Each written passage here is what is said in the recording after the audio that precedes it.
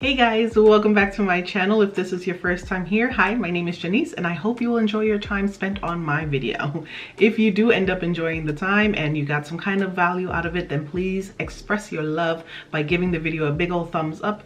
And with all of that out of the way, I just want to jump right in because this is a big topic right now. We are seeing some record inflation and this is quickly translating into our pockets via the grocery store. So I wanted to give you some tips and tricks on how you could possibly save some money. If that sounds good to you, then let's get right into it. So the first tip that I want to share with you is that saving money at the grocery store starts long before you actually leave the house and drive to the grocery store.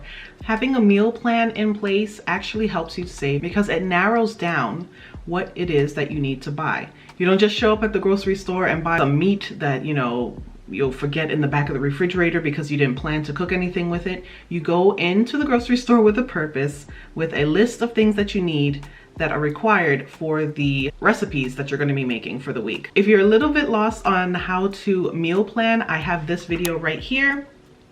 I'm probably going to be doing a more updated version of this, but this is still a pretty good resource to get started on meal planning. Also, if you're looking for a nice clean way to meal plan, I do have an Etsy shop where I sell a bunch of printable planners and I just uploaded my meal plan printable on there. So I'm going to leave that link down below as well. If you're interested, you can print it out at home. You can fill it out on the computer and then have it on your phone as you go around for the week. So it's very versatile and it will help just kind of, plan things out better for yourself so that you can save the money at the grocery store and save some of your sanity at the same time. I also wanted to add in that another way that you can save money by planning ahead before you even get to the grocery store is that when you're sitting down to meal plan, if you find yourself really strapped for cash, meal planning ahead of time gives you a chance to look at all of the circulars for your local grocery stores, see where you can find the cheapest items and then plan from there. So tip number 2 is do not, I repeat, do not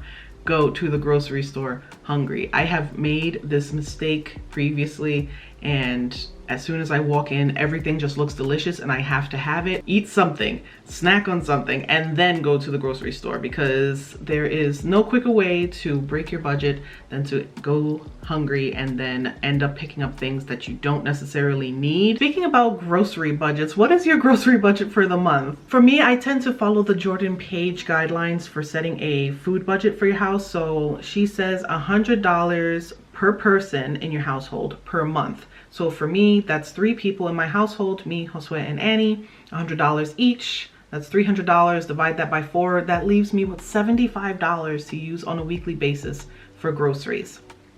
That's pretty tight to begin with. Now, add on top of it with the inflation costs of things, then I've upped it to about $80 a week, and then I'm okay if I go a little bit over to $90, but I try definitely not to go over 90. What is yours? Do you stick to it? Do you need help?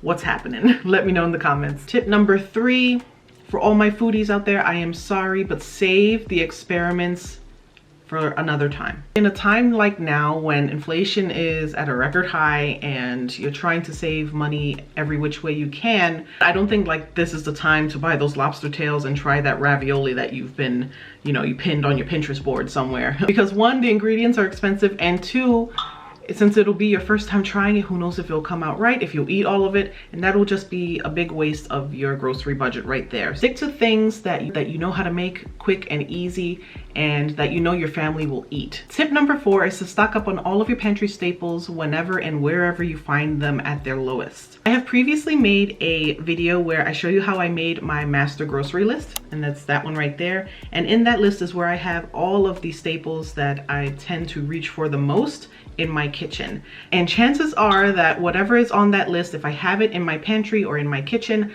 I'm okay. I can make meals from that very easily. So when you find certain things on sale, grab a few of them, stock up.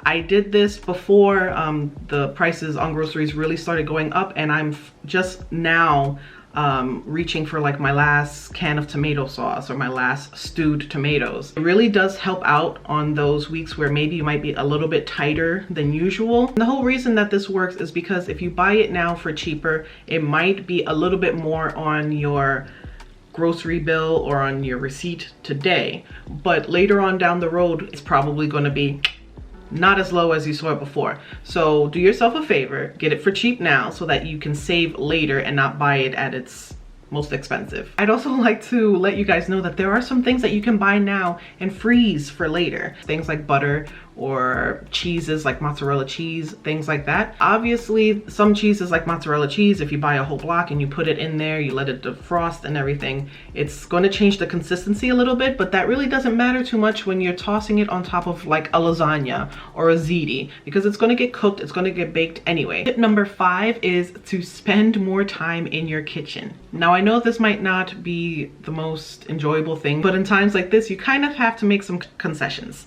And one of them might be to spend more time in your kitchen. So if you're a person who likes to go to Walmart and really stroll through the baked goods aisle, consider maybe baking your own goods. Next time you're in your grocery shop, take a look at how much they are charging you for those cupcakes, those muffins, those cookies, that cake, and then go look at what it would cost you if you just bought the Pillsbury bag of sugar cookie dough and see, compare it. Also keep in mind that you're going to be paying a premium price for all of those chopped fruit salads that you buy or the chopped salads that you buy. Yes, the convenience is great and the money might be worth the convenience, but right now, if money is tight, then you kind of have to weigh your options there. Chop up your own fruit salad. It probably would end up being healthier for you anyway because of all the additives that they would put on the other fruit. So go ahead, cut up your own fruit salads, cut up your own regular salads, and save the money. Tip number 6 that I have for you is go meatless a couple times a night. I know this might sound crazy for some people.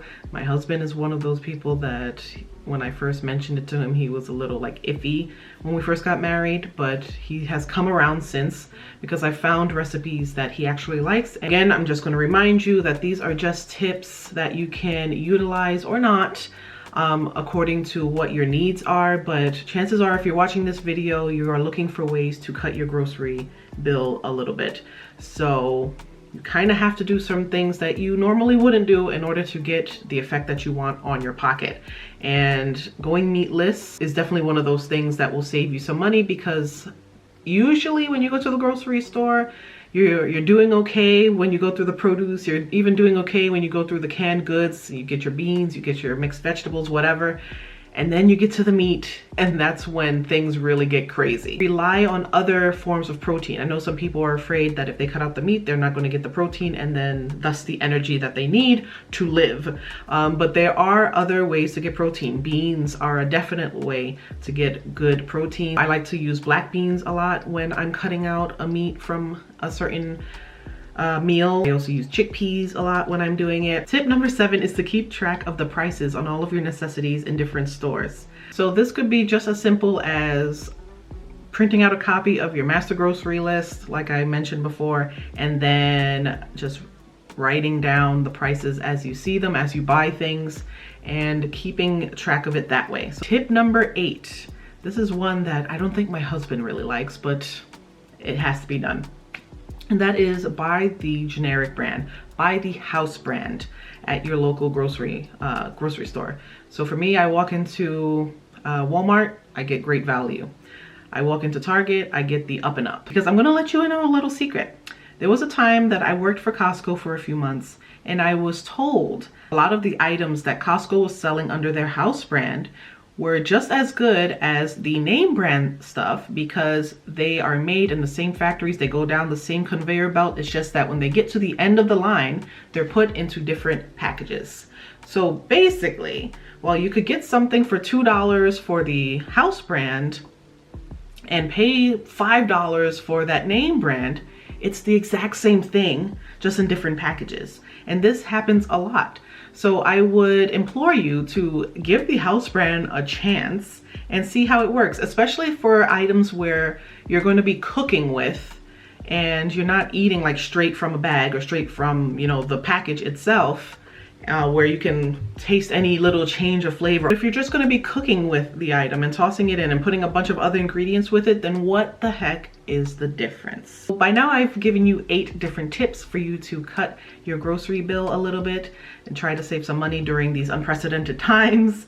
If you enjoyed this video, please give it a thumbs up, and if you're not subscribed to my video, go ahead and hit the subscribe button now, plus the notification bell, so that you can be notified of when more videos go up on my channel. Again, I'm going to be leaving the link to my Etsy shop down below if you're looking for a clear and concise way to plan your meals for the week. And I hope to see you in my next video where I discuss some daily habits to help keep your home looking clean. In the meantime, you can check out these 2 videos right here, and I will see you guys in the next one.